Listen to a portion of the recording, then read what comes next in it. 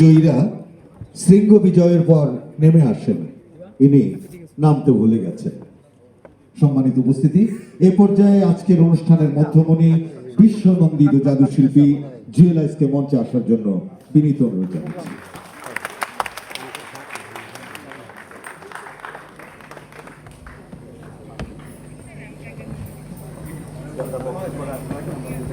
এখন জাদুশিল্পী ঐক্য সংস্থার পক্ষ থেকে, সংগঠনের পক্ষ থেকে ফুলের মালা পরিয়ে দিচ্ছেন জাদুশিল্পী ঐক্য সংস্থার সদস্যবৃন্দ।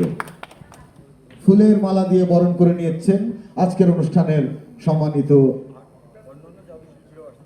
অন্যান্য যারা জাদুশিল্পীরা রয়েছেন, তারাও আসতে পারেন। আমরা একটু ফটো সেশনে অংশ নেব। অন্যান্য জাদুশিল্পীরা যারা আছেন খুব দ্রুত চলে আসতে হবে, দ্রুত।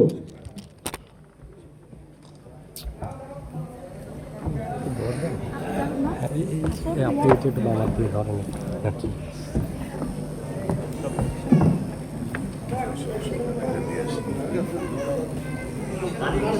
পাশে দাঁড়াও।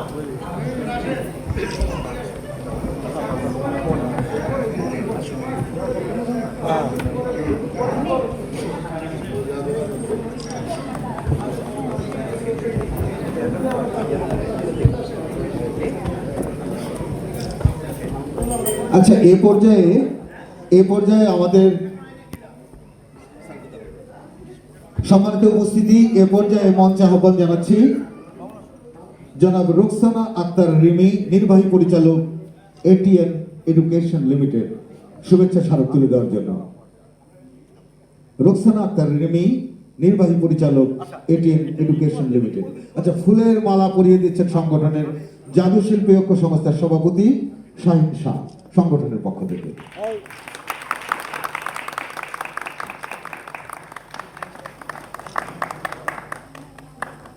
ATN education. আচ্ছা ভাবি, দিনটা কেমন খালি খালি লাগছে? শুভেচ্ছা স্মারক দিবেন জনাব সাজিদুর রহমান মনিম, জুয়েলাইস মহোদয় ভাবে পুরস্কার বা শুভেচ্ছা যা কিছু দিতে চান, ফুলের শুভেচ্ছা দেওয়ার জন্য।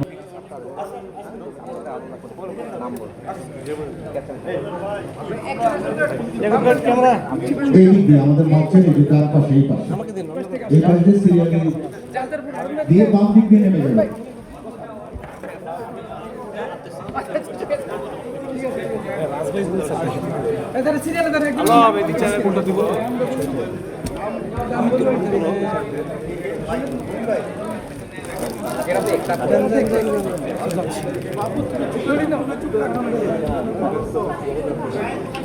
আচ্ছা, সামনে দিয়ে একটু সরতে হবে।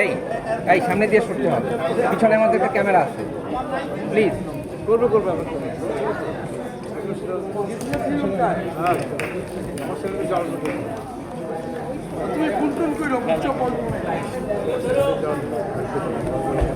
আচ্ছা, আমরা একটু থিম সং একটু দিয়ে দেন, এই পাশে থিম সং একটু দিয়ে দেন।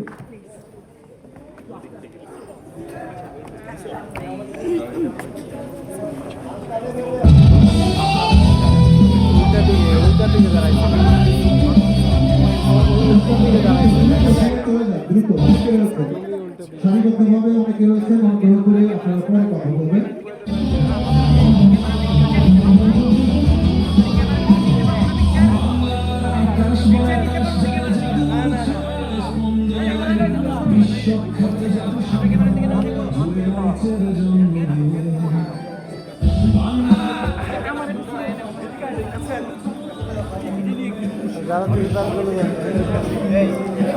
সাউন্ড করবে একটু।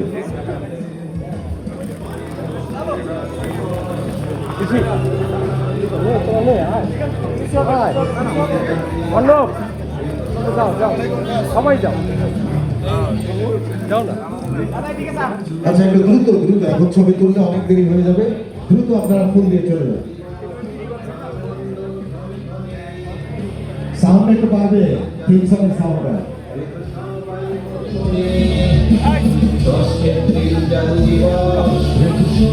মনে মনে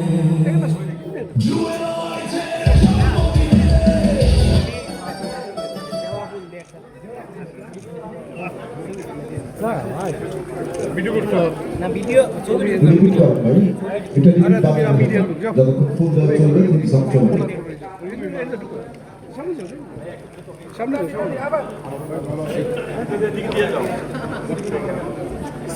শ্রাবণ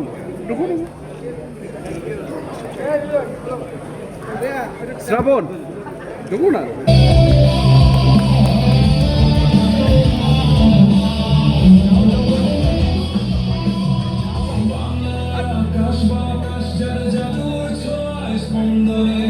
বিশ্বখ্যাত যত সম্রাট জুয়েলাইটের জন্মদিনে বাংলার আকাশ বাতাস যার জাদুর ছোঁয়ায় স্পন্দনে শ্রাবণ এদিকে আসো যত সম্রাট জুয়েলাইটের জন্মদিনে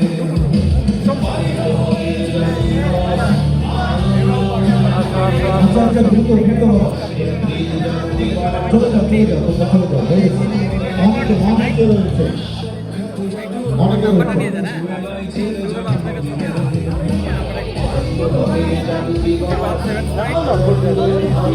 ওই যে করছি যাও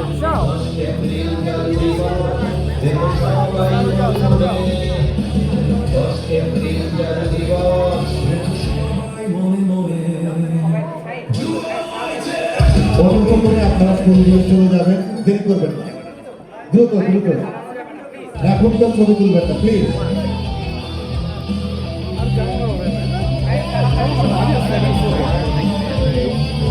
অন্য অন্য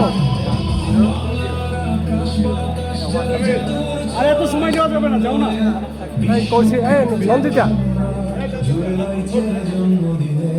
কুইক কুইক বেশি সময় নেন না। বিশ্বখ্যাত যত সম্রাট জুয়েলাইটের জন্মদিনে করছি রাতে যাও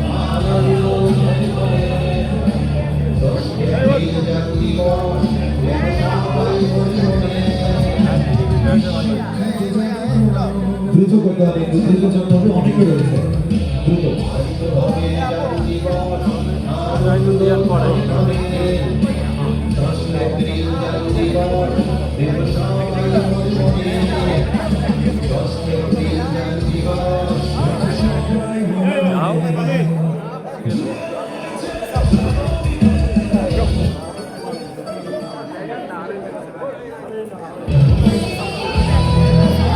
আপনাদের কাছে বিনীত অনুরোধ করছি, কেউ জানাবেন না, দিয়ে আপনাদের কাছে চলে যাবেন।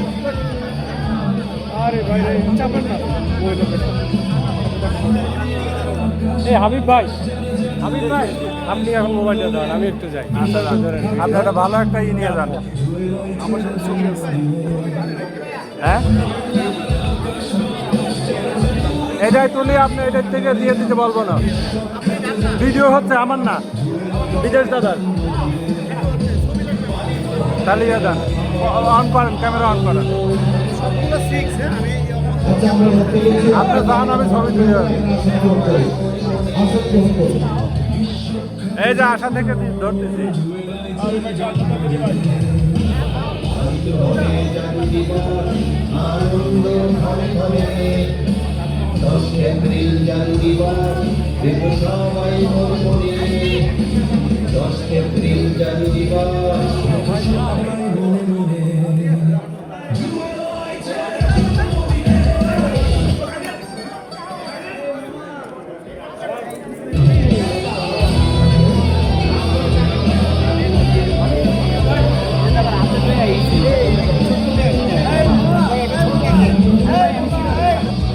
আচ্ছা, যাদের ফুল দেওয়া হয়ে গেছে ওগুলোকে আসন গ্রহণ করুন।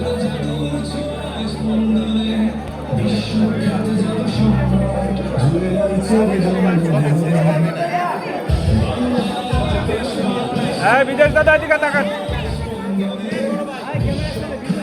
হ্যাঁ তাকান না, তাকাবেন না আমার দিকে।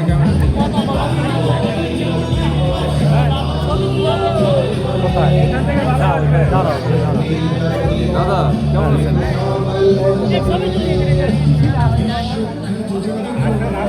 আচ্ছা, এরপরে কিন্তু আরো অনেক কর্মী আছে, কেক কাটা এবং আপনাদের জন্য আপ্যায়নের ব্যবস্থা আছে, তবে আপনারা আসন গ্রহণ করুন।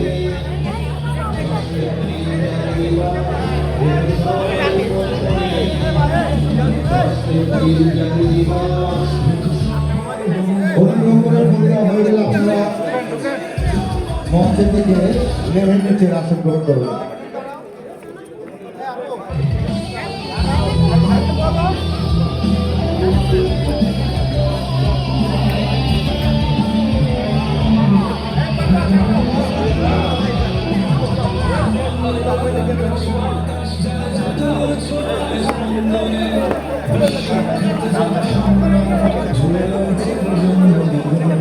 আপনারা ঢোকেন না। আপনাদের জন্য আপ্যায়নের ব্যবস্থা করেছেন।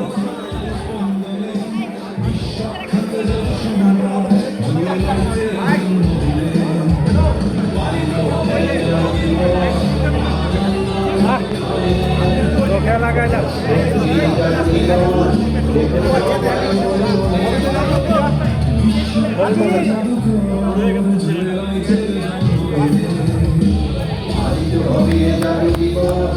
আচ্ছা ভাই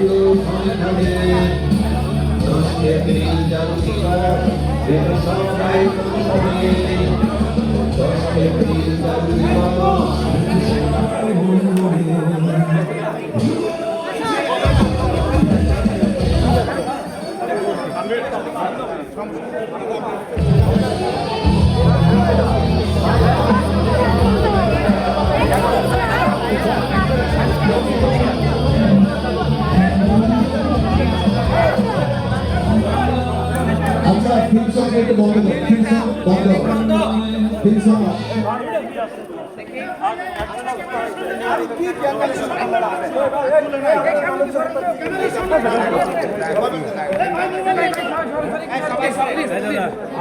জাদুশিল্পী জুয়েলার্সের জন্মদিন উপলক্ষে শুভেচ্ছা সমাবেশ।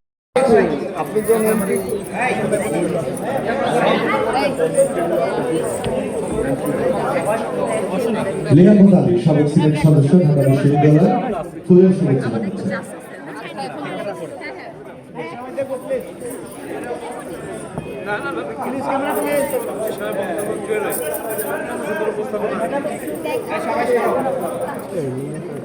আচ্ছা অনুগ্রহ করে আপনারা বসুন, আমরা লক্ষ্য করছি এই যে বাচ্চারা নাচের মেয়েরা যার যার আসনে গিয়ে বসুন প্লিজ।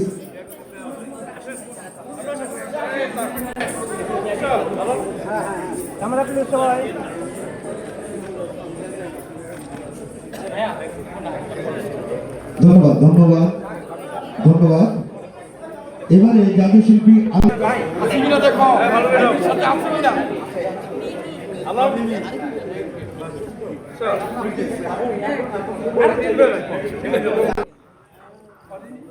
জাদুর কাঠি জুয়েলার্স নতুন প্রজন্মের জাদুশিল্পীদের উৎসাহিত করার জন্য শিশু জাদুশিল্পী জিসানের হাতে জাদুর কাঠি দেওয়া হবে। আচ্ছা জিসান মনে ম্যাজিক দেখাবে না? আচ্ছা পরে পরে আপনারা আসন গ্রহণ করুন। শুধু মঞ্চে থাকবেন, শুধু মঞ্চে থাকবেন আমাদের জুয়েলার্স, বিপাশা আইস এবং খেয়া। এর বাইরে যারা রয়েছেন এবং সভাপতিত্ব থাকবেন শাহিন শাহ। এর বাইরে যারা রয়েছেন অনুগ্রহ করে আপনারা আসন গ্রহণ করুন। এ পর্যায়ে ম্যাজিকের মাধ্যমে শুভেচ্ছা জানাবেন আলিরাজ।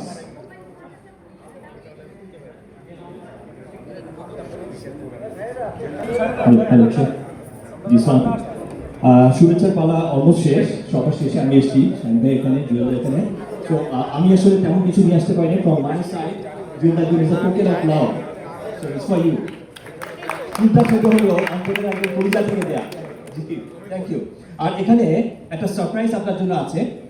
This is a surprise box. This not magic, but it's a surprise box. So আমার মনে হয় এটা আপনি ইনভেন্ট করলে জিনিসটা সুন্দর হবে। Okay, let's see what is inside of this box. Are you ready? Okay, let's see. Give a big hand for this.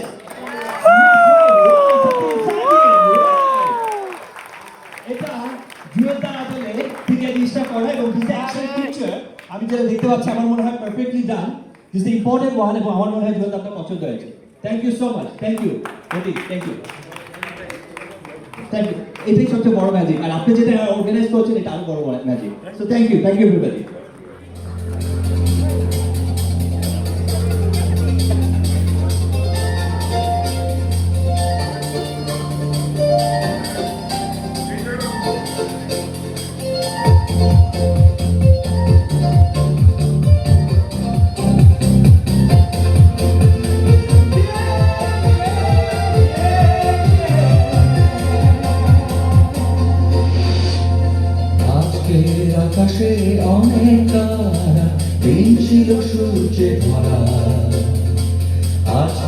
যোচনাটা আরো সুন্দর, সন্ধ্যাটা আগুন লাগা।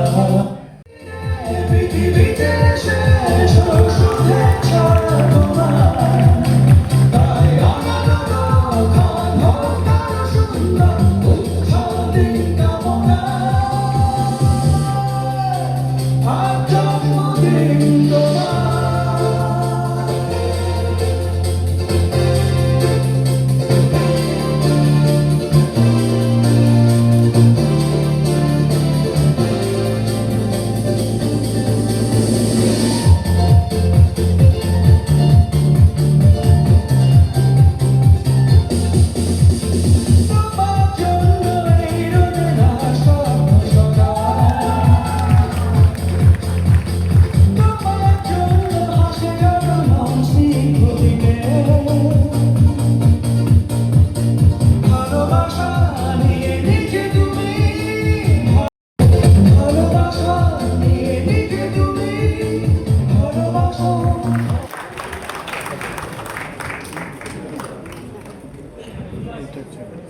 আসলে এত ভালো ভালো কথা হয়ে গেছে এবং পুরো অনুষ্ঠান এত সুন্দরভাবে গুছানো, আর সর্বত্র জুয়েলাইজময় করে ফেলেছে এই বাংলাদেশের ম্যাজিশিয়ানরা, লেড বাই শাহিন শাহ এবং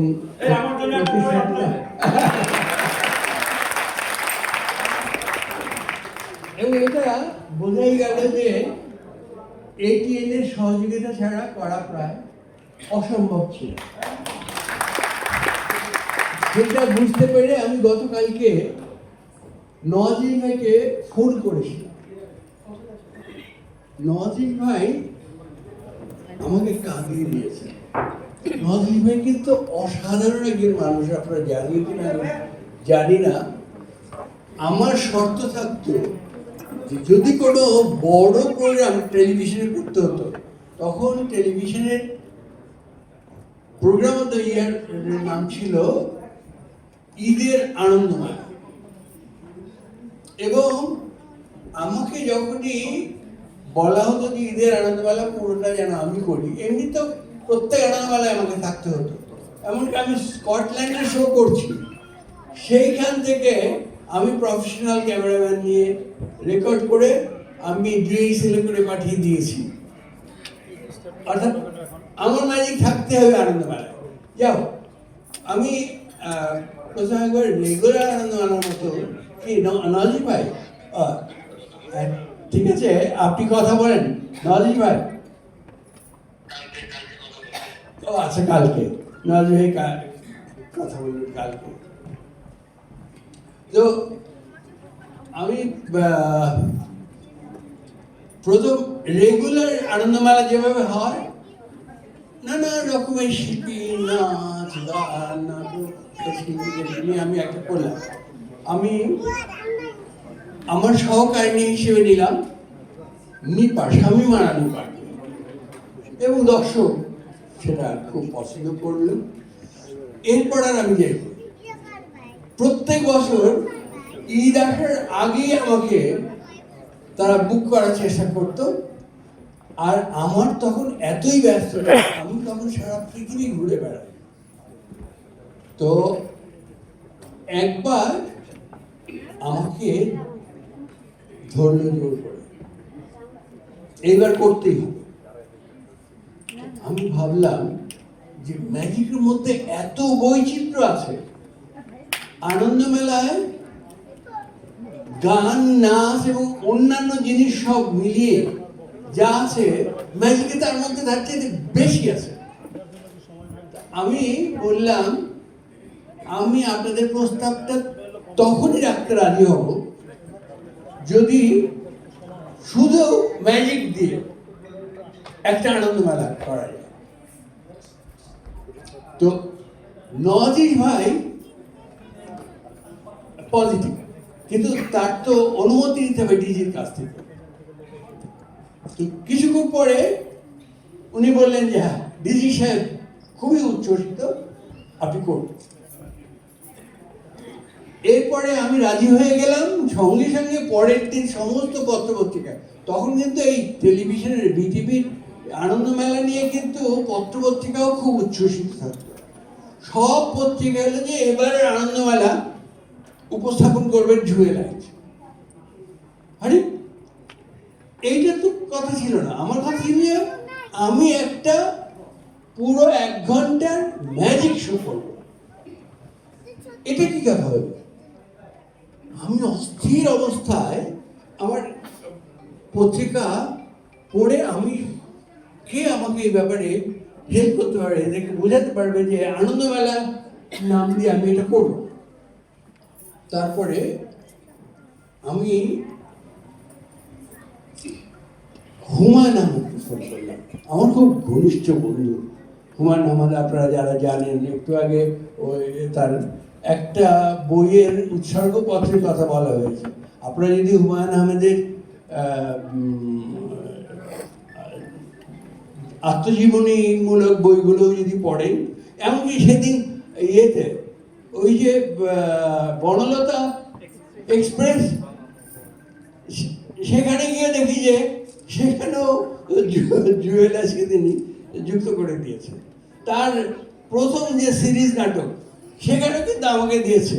ওই যে যুবরাজ মিতা হকের হাজবেন্ড, তাকে, সে ম্যাজিশিয়ানের রোল ছিল, তাকে টেলিভিশনে ইন্ট্রোডিউস করে দেওয়ার জন্য জুয়েলার্সকে রেখেছে। যাই হোক, তো তখন আমি চিন্তা করলাম যে টেলিভিশনকে বোঝাতে হলে এমন একজনকে নিতে হবে যার প্রতি টেলিভিশন দায়বদ্ধ। কারণ তার হুমায়ুন আহমেদের সিরিজ প্রোগ্রাম তখন একেবারে ফাটাফাটি যায়।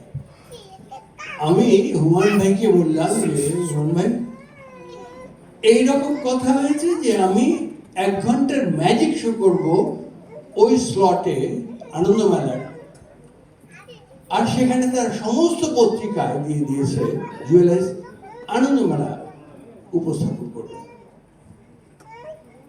উনি তো খুবই মেধাবী লোক, আপনারা জানেন, তার লেখাপড়িয়া পুরস্কারের কতটা মেধাবী লোক।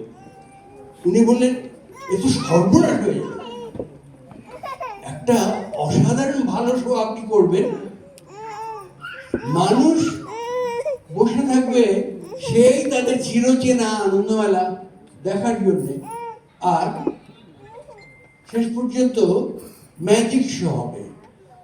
এখন এই ম্যাজিক শোটাকে লোক কেমন ভাবে নেবে, এটা যদি আগে থেকে তাদেরকে না জানিয়ে দেওয়া হয়, তাহলে এটা নেগেটিভ ইম্প্যাক্ট হতে পারে। আপনি শিগগির আমার বাড়ি চলে আসেন।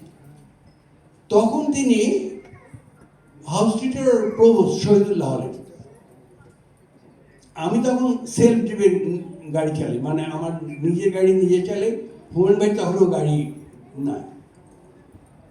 আমার এই দুপুরের সময় বলে, হ্যাঁ আপনি এক্ষুনি চলে আসেন।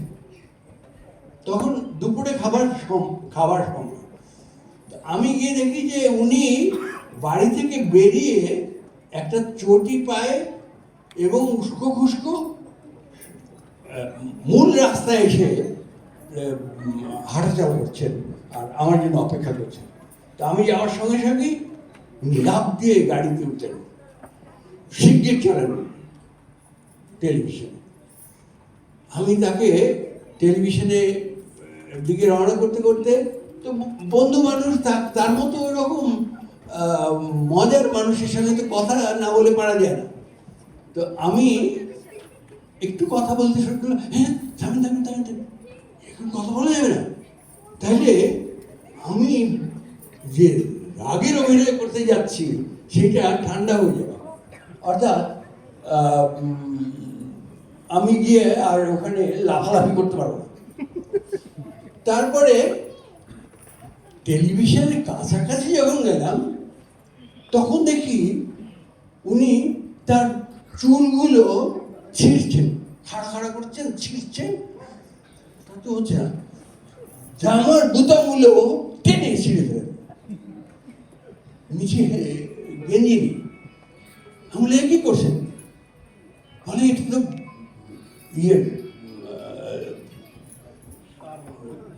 যুদ্ধের মেকআপ দিচ্ছি। মানে কিরকম অবস্থাটা চিন্তা করেন, মানে তাকে যুদ্ধে ভূমিকায় এমনভাবে অবতীর্ণ হতে হবে যে সত্যি যুদ্ধ করতে এসছে। তারপরে গাড়ি থেকে নেমেই দিল দৌড়, সিঁড়ি বেয়ে বেয়ে উপরে উঠে গেলেন। কারো কাছ থেকে কোনো, জানেন তো যে গেট পাস টাস লাগে, গেট পাসের লোকরা যখন বললেন আরে রাখেন তো, আসছি যুদ্ধ করতে, আগে তাহলে আপনাদের সঙ্গে করে যাবো। তারপরে ওরা তো হুমায়ুন আহমেদকেও চেনে, আমাকেও চেনে, তো ওরা আর কিছু বললো না। তা আমরা চলে গেলাম ওপরে। প্রডিউসার হিসেবে আমার শর্ত থাকতো নওয়াজ আলী খান স্যার থাকতে হবে প্রডিউসার। আমি সেটা পেয়েছি, সেটা সবসময় পেয়েছি। আমি যতবার আনন্দমাল নিয়ে করেছি, প্রডিউসার নওয়াজ আলী খান। ওনার রুমে গিয়ে নর্মালি তো আমরা করি কি একটু টোকা দিয়ে তারপরে ঢুকি, উনি নবটা ঘুরিয়ে পা দিয়ে ধাক্কা মেরে ঠাস করে গিয়ে দরজাটা দেওয়াল লাগলো। এসে আপনারা সব কি শুরু করেছেন বলেই নজির ভাই একদম মুখের কাছে গিয়ে আঙুল নিয়ে এরকম করে। নজির ভাই খুব ভদ্রলোক মানুষ, তো উনি ভাবা চাকা খেয়ে গেছেন। আপনি এরকম করছেন, এরকম করবো না। একটা অসাধারণ প্রোগ্রাম হতে যাচ্ছিল। এটা সৌভাগ্য যে জুয়েলাইজ ঈদের দিনে তার একটা একক জাদু প্রদর্শনী করতে যাচ্ছে, আর আপনি সেটা বরবাদ করে দিলেন। সমস্ত পত্র পত্রিকায় আনন্দমেলা উপস্থাপন করবে জুয়েলাইজ, না জুয়েলাইজ আনন্দমেলা উপস্থাপন করবে না। তারপরে আরো অনেক তর্ক, আর নওয়াজ ভাই কি করবেন বুঝে উঠতে পারছেন না, খুবই ভদ্রলোক মানুষ। তিনি বললেন যে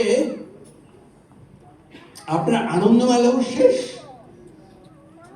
আর এই টেলিভিশনে জুয়েলাইজের পা পড়বে না, আমারও পা পড়বে না।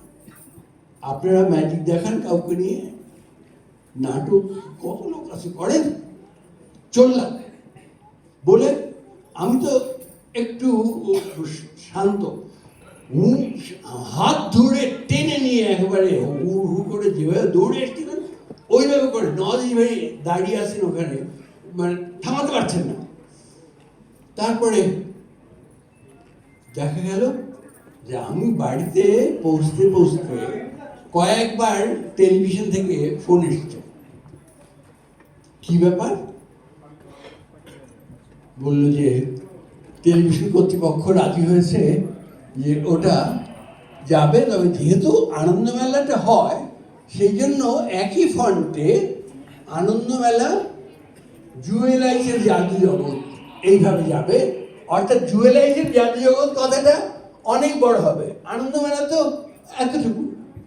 জুয়েল আইজের জাদু জগৎ মানে মূল ব্যাপারটা জুয়েলাইজের জাদু জগতে হচ্ছে, এবং আমি পড়লাম। এবং সেটা টেলিভিশনের কাছে এতই অ্যাকসেপ্টেড হলো যে তারা তাদের সঙ্গে যে সমস্ত বিদেশি টেলিভিশন, মানে সমস্ত বড় বড় টেলিভিশন, সেখানে তারা সাবটাইটেল করে পাঠিয়ে দিল, এবং সেইটা একটা বিরাট ঘটনা হয়ে তাদের কাছে ফিরে আসলো। আমি এটা বললাম এই জন্য যে আজকে এখানে যদি বেঁচে থাকতেন হুমায়ুন আহমেদ সবার সামনে এখানে বসে, আমি খুব মিস করছি, আমার চোখ ভিজে আসছে এই কথা বলতে গিয়ে। অসময় চলে গেলেন মানুষটা। তার কোনো সিনেমা আমাকে প্রথম প্রিমিয়ার শোটা আমাকে না নিয়ে হতো না, সে এবং আমি পাশাপাশি বসে দেখতাম। আমাদের সম্পর্ক ছিল একদম অন্যরকমের। যাই হোক, এমনি করে যদি আমি গল্প বলতে চাই, গল্প তো না, মানে সত্য সত্য, কিন্তু গল্প চেয়ে তো টাচি। আমি গতকালকে যখন নওয়াজ ভাইকে ফোন করলাম, নওয়াজ ভাই তো আমার তো অনেক সিনিয়র, তাই না? তো নওয়াজ ভাইকে ফোন করলাম, উনি বললেন যে আমি এখন আর পারি না, আমার অবস্থা এতই খারাপ যে এই শুক্রবার দিনটা আমি একটা দিন বিশ্রাম না করে আমার পক্ষে আর সম্ভব নয়। অনেক কথা হওয়ার পরে তারপরে যে কথাটা বললেন সেটা আমাকে কাঁদিয়ে দিয়েছে। সেটা হলো যে অনেক মানুষের সঙ্গে তো আমাকে মিশতে হয়েছে, টেলিভিশনে কত মানুষ আসে, আমি যাদেরকে শ্রদ্ধা করি জুয়েলার্স তাদের অন্যতম। বলেন তার মতো এত সিনিয়র, আমি তাকে একদম বড় ভাইয়ের আসলে বটে না, সেই মানুষটা যখন বলে যে তার ছোট ভাইকে তিনি শ্রদ্ধা করেন, কিরকম লাগে? আসলে বলতে গেলে অসংখ্য ঘটনা আসবে, আপনাদের পক্ষে সেটা শোনার সুযোগ হবে না। এই যে একে দেখছেন না, শাহিন শাহ যে ঘটনা বলল, অথবা আলিরাজ রাঙামাটির যে ঘটনা বলল, সেটা কিন্তু অনেক পরের কথা। আমি শাহিন শাহ যে প্রোগ্রামে ওই যে আসেন এই দেখবেন সেই দেখবেন এই সমস্ত যে মাইকিং করতো, সেটা হচ্ছে বরিশাল শোয়ের আমার দ্বিতীয় শো। তখন এক্সিবিশন হতো না, তো আমি 73-তে বরিশাল এক্সিবিশনে আমি তখন অলরেডি বরিশালের বিভিন্ন জায়গায় শো করে যথেষ্ট পরিচয় আমার হয়ে গেছে, এবং সেই ম্যাজিক শোটা আমি শুরু করেছিলাম এইভাবে করে,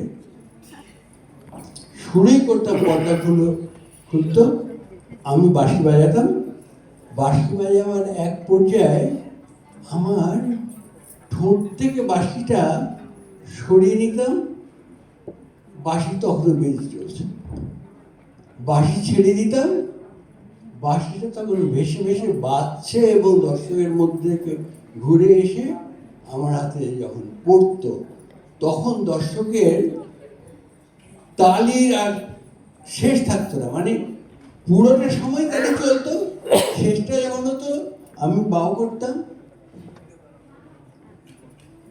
পুরো অডিয়েন্স ফেটে যেত।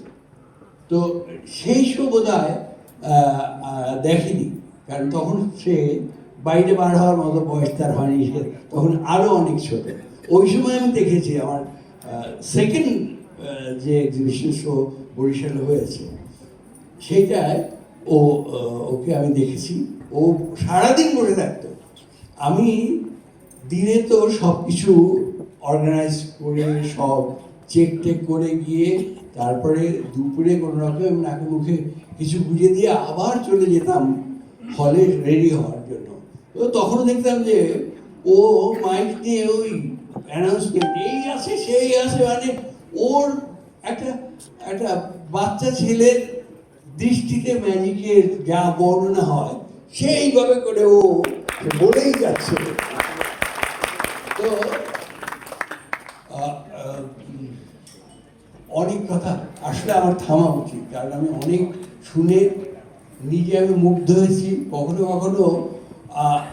আমার এত প্রশংসা আপনারা করেছেন যে আমি আসলে করজোরে ক্ষমা চাচ্ছি, অত গুণটুন আমার কিচ্ছু নেই। আমি একটা সিম্পল মানুষ এবং সিম্পলভাবে বাঁচতে চাই। এইখানে আমার ওয়াইফ সম্পর্কে বলা হয়েছে, কিন্তু আমার মেয়ে সম্পর্কে বলা হয়নি। আমার এই মেয়েটা বড় হয়ে সে একদম আমার মায়ের ভূমিকা নিয়েছে। আমি কোনো কিছু চাওয়ার আগে সেটা হাজির করে। এবার কিছুদিন আগে আমাকে মেরামত করার জন্যে ব্যাংকক নিয়ে গিয়েছিল, ও অ্যাজামস ইউনিভার্সিটিতে পড়ে, এবং আমি ও যে কোনো জায়গায় গেলে পরে আমি বইয়ের দোকানে কিন্তু যাবই যাব।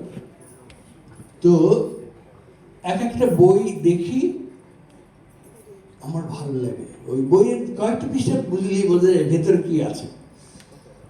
আমি নিই, দেখো অনেকগুলো বই হয়ে গেছে।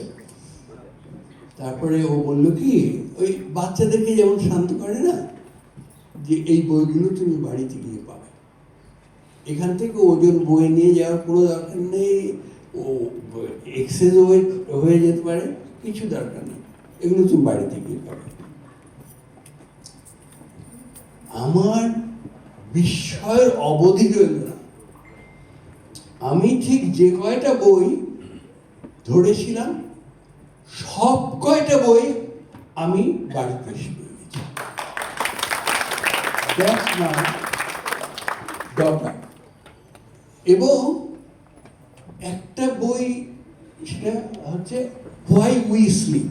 Can you know why we slip?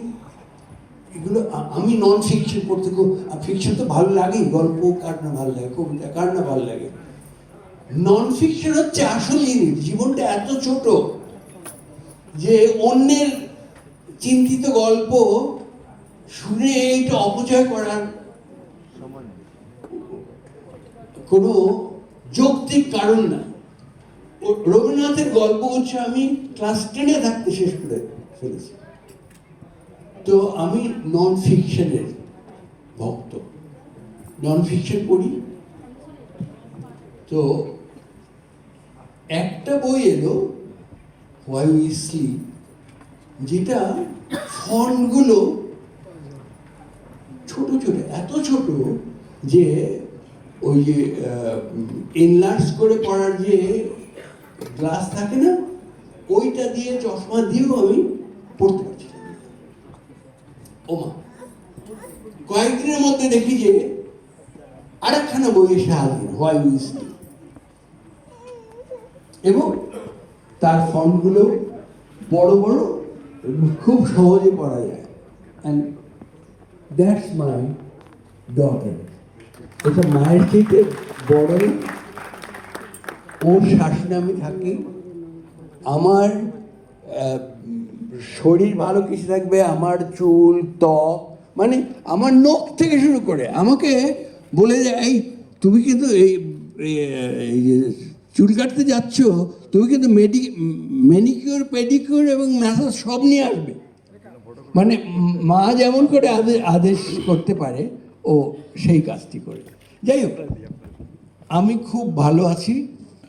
একটা জিনিস, এই ইচ্ছেটা পূরণ করা বোধহয় খুব মুশকিল হবে, এইটা বলি আমি শেষ করি। সেটা হচ্ছে, আমরা একটা সংগঠন করেছিলাম, মরণোত্তর মানব কল্যাণে মরণোত্তর দেহদাতা সমিতি। তার সভাপতি আমাদের সঞ্জিদা খাতুন, যিনি কিছুদিন আগে মারা গেছেন, আর আমি তার সেক্রেটারি। তো আমার একসময় মনে হলো যে মরণোত্তর দেহদান, এটা দিয়ে হয়তো ছাত্ররা শিখবে, অথবা তাড়াতাড়ি যদি চোখ নিতে পারে আর কিছু অর্গান, তাহলে কেউ কেউ হয়তো ওই চোখ দিয়ে দেখতে পারবে বা কাজ করতে পারবে। এইটা তেমন কোনো দান না। দান হচ্ছে সেইটা যেটা তাজা অবস্থায় সবাই সেটা ব্যবহার করতে পারবে।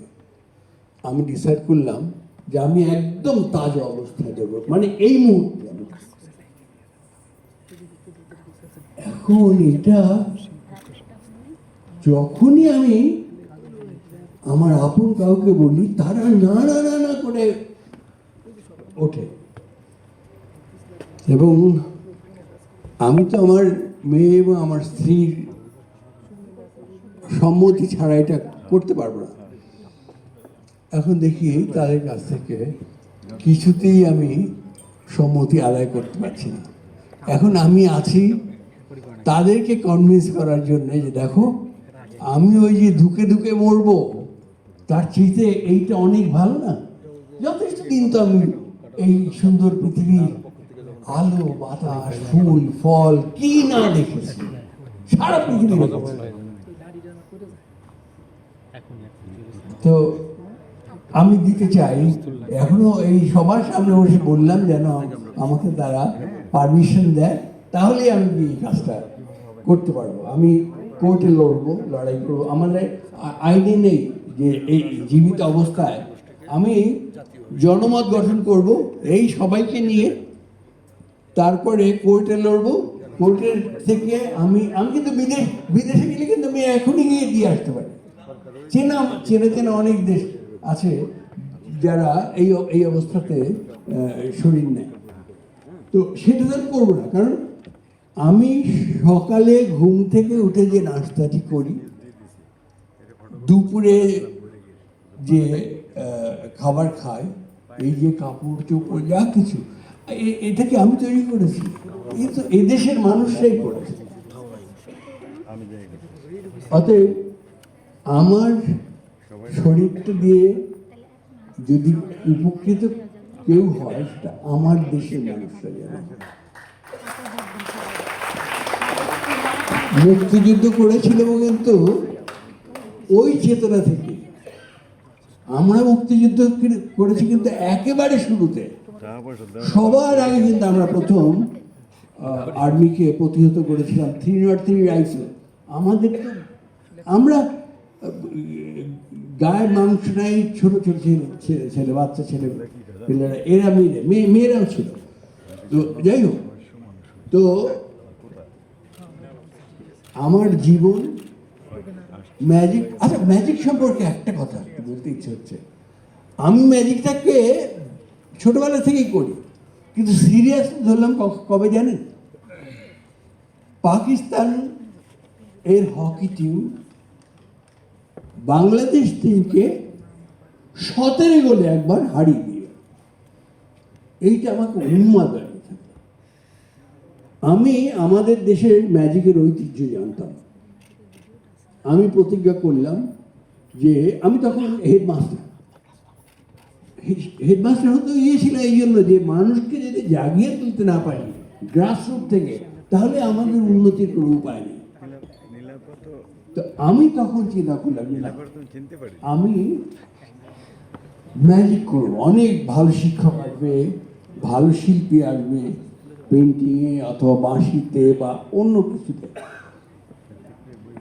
আমি ম্যাজিক করব এবং ম্যাজিক করে ম্যাজিকের মাধ্যমে আমি বাংলাদেশকে সারা পৃথিবীর বুকে তুলে ধরব। এই একটা কথা আমি সবাইকে বলবো, আশাটা অনেক বড় রাখতে হবে। একদম আশা ছোট হলে কিন্তু কিচ্ছু হয় না। কেউ যদি হাই জাম্পও দিতে হয়, এখানে আসে, এইখান থেকে লাফ দিয়ে কি হাই জাম্পে পারা যাবে? যাবে না। অনেকখানি দূরে গিয়ে তারপরে সে দৌড়, ভালো কিছু করা হয় না। ভালো তারাই করে যারা শ্রম করে এবং যারা লোভী নয়, তারা বড় কিছু করে।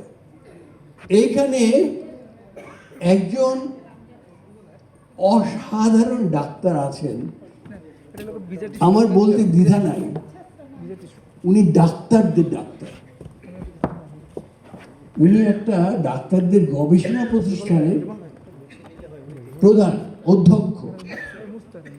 অধ্যক্ষ লিয়াকত আলী।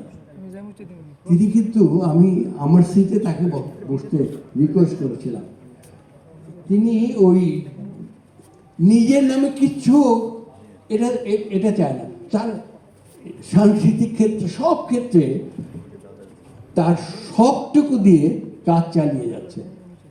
আমি এই ডাক্তার সাহেবকে একটু, ডাক্তার লিয়াকত, যিনি গবেষণা করেন, উনি যদি রোগী দেখতেন তাহলে উনি আজকে কোটি কোটি টাকার মালিক থাকতেন, কিন্তু সেই কাজ না করে তিনি গবেষণা করেন। বাংলাদেশের গবেষণা করে ডাক্তার দেখেন আপনারা আছেন। এই যে একটু কাইন্ডলি, এই যে কত বড় মানুষ, এইটা আপনারা কল্পনা করতে পারবেন না। আপনারা গুগলে সার্চ দিলে পাবেন। তার সম্পর্কে বাংলাদেশের আমরা জানি না, কিন্তু পৃথিবী জানে। এত বড় মানুষ। ওই যে তাকে আমি আমার সঙ্গে বসাতে পারিনি।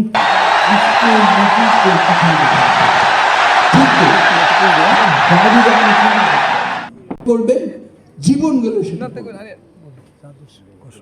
তো যাই হোক, এত সমস্ত ভালো মানুষের আমি সান্নিধ্য পেয়েছি।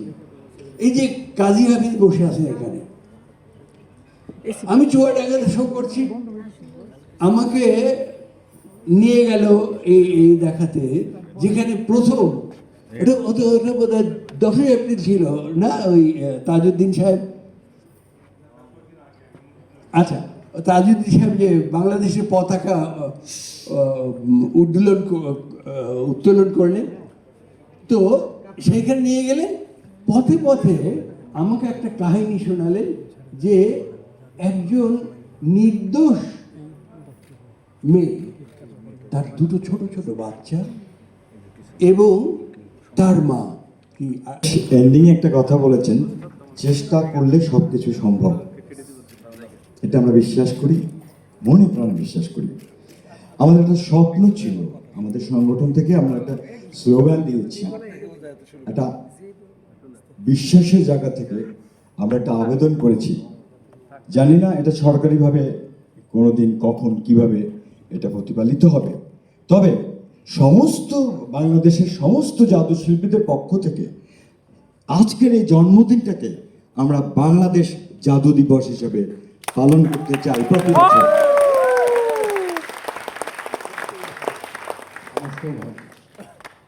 আপনার সৌভাগ্য এবং আমাদের প্রত্যেক জাদু শিল্পীর সৌভাগ্য।